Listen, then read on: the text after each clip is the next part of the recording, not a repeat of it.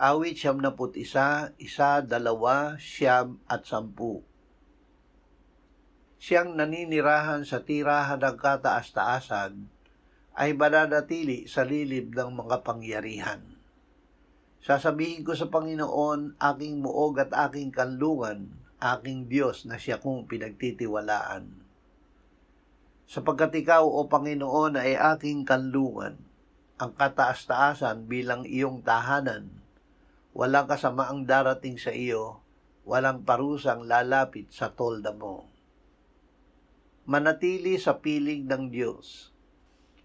Ang paninirahan sa tirahan ng kataas-taasan ay ang palaging pakikipag-ugnayan sa Kanya, hindi lang tuwing may kailangan.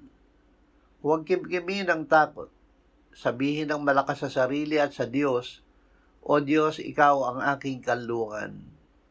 Ito ay nagpapakalma ng isip. Huwag paalipin sa kaba. Ang Diyos ay tapat. Ibinibigay niya ang kanyang sarili bilang muog para ating pagkanlungan. Kahit may panganib o problema, tayo ay iingatan at ipaglalaban ng Diyos.